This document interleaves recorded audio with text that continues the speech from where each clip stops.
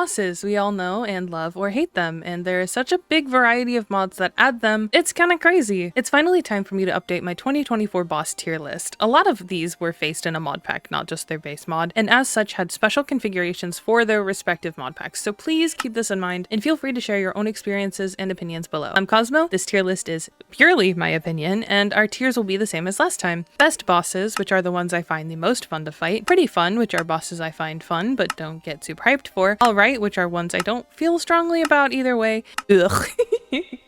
Which are ones I don't really want to fight, but will if I have to, and please fix this, which are bosses I will actively avoid or ask another player to fight / come with me to fight just so I can get the drop I need. And starting us off in the please fix this tier, we have, once again, the Nether Gauntlet. I fought this guy many times in packs over the years, and this year I got to see him in Abyssal Ascent. This boss is in the Nether and spawns in from the player breaking this big block in the middle of its arena. Now it has a lot of potential, and I will admit it can be very fun, but I ranked this boss so low for pretty much the same reason it was so low last year. It can break out of its arena and fly away from you, healing itself in the process. And I completely understand bosses healing themselves when the player is far away. It's a good way to prevent them from getting cheesed. But it's not me running away, and it's not my fault the boss has explosive abilities that allow it to path out of its main area. I also found a pretty good way to get around the blindness effect it gives you when you're later on in the fight: spectral arrows. You can still see the outline of the boss with these, which is a good tip I offer you if you have to fight this guy. If he couldn't run from me, I'd place him probably in high B or low A tier because he is genuinely fun outside of that fact. Next one we have, I think might be a bit controversial, but I have the Sun Spirit from the Aether mod. I fought him in Reminiscence and on the old Abyssal Realm server, and both times kind of sucked a lot. The Aether bosses are classic, but sadly this one is very dated, and I wish it would get a revamp. Having to fire the ice balls back at the boss to be able to attack is a cool concept, but it's not great in practice, and in packs that limit your movement it is downright annoying because angling it becomes 10,000 times harder. Next, the Wither, which sucks. All around the Wither is not a good boss, especially not on Java Edition. He's easily cheesable, but mostly just annoying. I'd love to see more mod packs genuinely rework him, but most barely touch him at all, which I find sad, especially for boss-focused packs. He makes it this high simply because I like him more than the Sun Spirit, and his drops are usually more useful. Next, we have the Nether Keeper from Stalwart Dungeons, which is not a favorite of mine.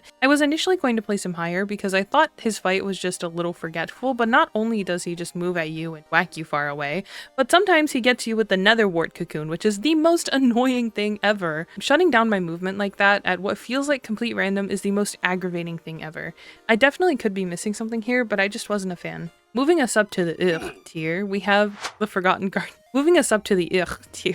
Dude, I can't say that and not giggle, oh my god. Moving us up to the Eugh tier, we have the Forgotten Guardian from the Undergarden, who is also quite the boring mini-boss. He just sits there while you attack him, or at most he slowly moves towards you and breaks blocks along the way. I fought him in the Abyssal Ascent mod pack rather recently, and he is just boring. His drop is valuable, and thankfully he's relatively common to find in the labyrinth structure, but his fight is underwhelming at best. I'd love to see a unique attack from him instead of him just falling into the typical tank that moves at you slowly thing I see from a lot of golem-like bosses. Speaking of tank that just moves at you slowly, we have the Intoxicator from Mutation Craft next. I fought this guy in Deceased Craft, and while he definitely looks cool, he and a lot of the other big mobs in that pack don't have any unique attacks, which is something I hope to see changed. This guy is intimidating and terrifying, especially at first, but he winds up just being a little annoying over time since he spawns in more than once and killing him with a melee weapon is pretty much impossible because of how much damage he does when you're up close. Not to say you shouldn't play Deceased Craft, it's like a masterpiece of a mod pack, you genuinely should. And you know what else you should do? Like, subscribe, and leave a comment for the algorithm. I also have a Twitch and a Discord you should check out, and if you join as a channel member, you get access to videos early and get exclusive peeks at upcoming content. It's an extra way to support me, but is of course not necessary at all. Thank you, back to the video. The Stalker from Deeper and Darker also kind of suffers from this, though it does have some Warden-like unique attacks. My interaction with it was just unpleasant, and I just didn't like him. He's from a mod I don't care for either. I do love his model and animations, and for that I do bump him up higher than the others. The Awful Ghast from Stalwart Dungeons is next, which I fought in Craft to Exile 2 rather recently. The fight wasn't really memorable. I couldn't tell you much about it other than the dude just felt like a really beefy ghast with more frequent explosions. The dungeon was pretty cool to explore, though it did spawn on the roof of the Nether, funnily enough. My friend Cream also notes that the boss's fireball attack blew up its own drop, which meant he had to fight it again on his playthrough. Next I've got the Wildfire from Friends and Foes, which I also fought in Craft to Exile 2, and is in this place for pretty much much the same reason as the Awful Ghast. It didn't feel super unique, just like a beefed up Blaze, and the fight was not very memorable to the point where I went back and spawned it in just to make sure I had seen all of the attacks. Up next, we have the Shelterer from Stalwart Dungeons, who is here because he is just a shulker, pretty much, a beefy shulker. His fight gets put above the others because it has unique mechanics, and I find that this is the first time I've actually seen him,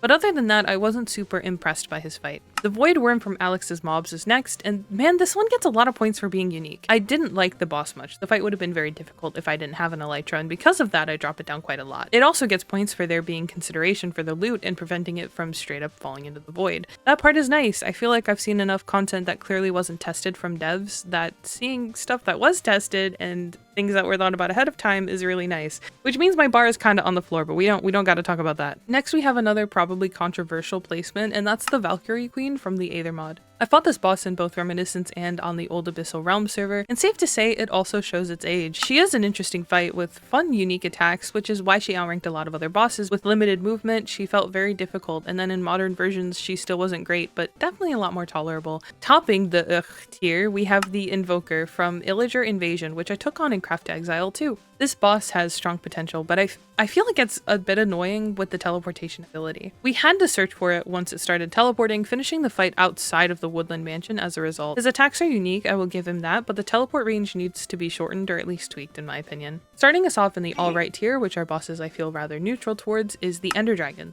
Classic, the OG, the big bad of vanilla Minecraft. And her fight is here because I've seen so many variations, yet the core always stays the same. The exception is the Reminiscence version of the Ender Dragon fight, which is overhauled by the mod True Ending, and I also did enjoy the one in Craft Exile too. If we were specifically talking about the one from the True Ending mod, I'd bump it up a lot higher, but she gets to stay neutral to balance out the other variations I've seen. Next we have the Harvester from Harvester's Night in the mod pack Rebirth of the Night. I was initially going to place this boss quite a bit higher because I feel he's a lot more unique than a lot of the bosses on the list, and I enjoyed his fight quite a bit, but I was reminded while showing the script to a few friends that I fought him in a pre-made arena, which made his fight a lot more engaging. That arena does not spawn when you summon him normally, and the majority of players just kind of run him down in a field, so he gets dropped down a few places for that. Next is the Warden, which is not meant to be a boss in vanilla. This shows in a lot of packs that try to make him a boss but don't actually make any meaningful changes to him. He fits in Craft Exile 2 pretty well, but when I fought him in Abyssal Ascent, I got very pissy because he didn't feel properly tweaked for the mod pack, which is not unique to that pack, by the way. I leave him here because I don't have extreme feelings on him, and he just gets chucked into mod packs in most. I also don't like Deeper and Darker, which is the dimension I'm usually forced to encounter him in, or forced to go to after he's defeated. I don't blame the boss for that though, I just wanted to talk about it. Umvuthi the Sunbird from Mousy's Mobs is one I don't have strong feelings towards. It was just kind of mid, nothing felt super notable outside from that one ability that kept shoving me back away from the boss. And next we have Tongbi the Sculptor, also from Mousy's for similar reasons, but I feel his animations are really cool and really unique. I also love the earthbending abilities he has. I just didn't feel his fight felt very memorable, but I think this may have been Craft Exile 2's fault, in part since my abilities let me bypass some of his attacks. I might need to revisit Mousy's Mobs in a different pack, because I feel like Craft Exile didn't do it justice. The Osukage from Remnant Bosses is next, and this is the first time I've seen this guy, I'll be honest. I genuinely thought the fight was a lot of fun, though I didn't encounter him in his intended structure. I had to spawn him in when fighting him in Craft Exile 2 because the structure was so far. He's not super memorable, but his animations are pretty neat, and he's the end of our alright tier. Starting us off in the pretty fun tier, we have the Ferris Rotnot, which is one I think so many people have faced. This dude's in every mod pack under the sun. I think his model and animations are cool, and his fight is really unique, but because we see him everywhere, I drop him down a bit further. He's oversaturated right now, poor guy. I'd love to see some people tweaking his fight, his model, or repurposing him in a unique way for their mod pack and projects.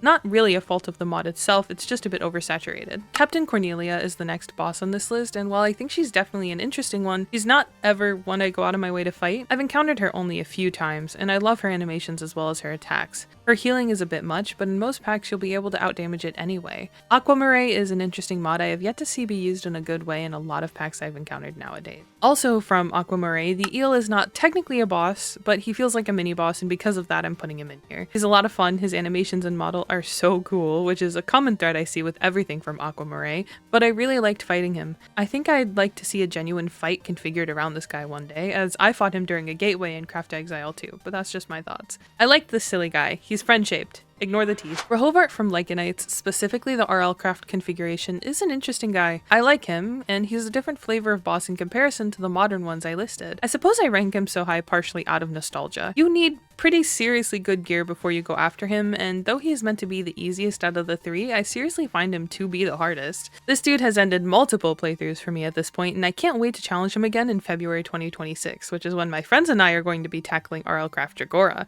If you want to see that, you should turn on notifications, and also I'll be streaming it, so that'll be cool. Ending off our pretty fun tier is the Nameless Guardian from EEEAB's Mobs, which I encountered in Abyssal Ascent. I think this boss is pretty interesting, and while I was really frustrated during my fight in the mod pack I was playing, I think it could be better if given better movement mechanics, and also some modifications to how shields handle this guy's laser attack. Fighting him without a dodge key was very difficult. I don't know if in his base mod he gets an arena, but given how much he tore up the underpart of my house, I think he should. And starting us off in best bosses, we have the Alchemist from Blue Skies. I fought this guy a dozen times this year, and he's always a pretty fun fight. The reason I rank him below the other Blue Skies bosses is because his blindness attack is very aggravating since he also teleports around. I like that despite being quite similar to his counterpart, the Summoner, he is still unique and has a different feel to his fight as a result. Blue Skies is also one of the first Dimension mods I got really into when I got into this community, which definitely shows I'm one of the people that fell into the modding space in 2019, went way deeper in 2020 because of the pandemic, and have been here ever since. The Summoner is next, unsurprisingly, and I like him for pretty much all the same reasons I listed with the Alchemist. He's a lot of fun in general, and the structure he spawns in is a lot of fun to loot. We're just kind of running through all the Blue Skies bosses at this point, as the Arachnarch is next. Spawning in the Poison Dungeon, this boss is unique, fun, and you get a pretty fun structure to loot and run through first. Definitely bring a bow since this guy likes to get on the ceiling. Topping all of the Blue Skies bosses, we have the Starlit Crusher, because I feel this one just supersedes all the others. This fight feels very interactive and keeps you on your toes the entire time, plus the boss has such unique attacks. I prefer the aesthetic of this dungeon over the Poison Dungeon, and I wish the building restrictions would disable once the boss was killed, because I would so love to base in this dungeon if I could. But I also understand this is because the bosses are all resummonable in this mod, so that makes sense. Which is another reason why I bring them up so high, because the arcs make them a lot of fun. Next we have the Eye of the Storm from the Deep Aether mod, which I encountered on the old Abyssal Realm server. I usually hate flying bosses because they all tend to make the same mistakes design-wise, but this one was a lot of fun, and I love the structure it spawns in. I enjoyed this fight a lot. I love the model, the design, and to be honest, I struggled to find what mod this was from for a long time, because looking back, it low-key feels like a fever dream. In a good way, in a good way. I liked this one a lot. And in third place, we have a classic Aether boss, the Slider. I fought this guy a few different times in a few different packs, namely Reminiscence and also on the old Abyssal Realm server this year, and in a lot of other mod packs in the past. I always love his fight, and though it's a bit dated, I love the dodging and how interactive he is, and I also would love to see some overhauls to see what other people can come up with, but I just enjoy him as. And unsurprisingly, in second place, we have the Netherite Monstrosity. I played with Cataclysm for the first time this year, fighting this boss solo for the first time in Abyssal Ascent, and it was a really interesting fight. This boss destroys his arena a bit too much in my opinion, but he is incredibly fun otherwise. Interactive, a really cool structure, and overall a good experience. I wish he would stay in his arena a little more since he did escape on me, but his healing was a lot more contained since he can't fly. And also, dude, the mini guy, look at him, he's just a baby! Dude, I love him! And topping the entirety of this tier list, we have the Ignis from Cataclysm, which earns its place very easily. One of the best boss fights I've ever done. This guy has the coolest animations, the most interesting attacks, and an awesome arena on top of it all. I struggled because I fought this guy for the first time ever in Abyssal Ascent without a dodge ability, so you all better applaud me for only dying once. Genuinely so fun, though his hit detection is a little dodgy. And when he gets the blue revamp, dude, he looks so cool. I could rave about this for hours, but I don't want to keep you here even longer. Overall, I definitely interacted with a lot of different boss mods this year than I did last year, and I also played a lot less like boss-focused modded Minecraft, so most of these bosses I actually interacted toward the later half of 2025. I definitely need to see more of what Cataclysm has to offer because I didn't encounter any other Cataclysm bosses, at least not that I can remember. After looking at their mod page, I think I did fight the end bosses, but I don't remember, and because of that I don't want to add them here. It was probably all the way at the beginning of this year. Anyway, thank you for watching. This is one of my videos in my holiday series. I'm putting out 2 videos per week for all of December to celebrate the holidays and to offer thanks to you all for your support. All of the video dates were announced in my Discord and in my community tab on here if you're interested in knowing what's to come. Anyway, YouTube thinks you'll enjoy this video, so maybe check it out. Thanks, bye!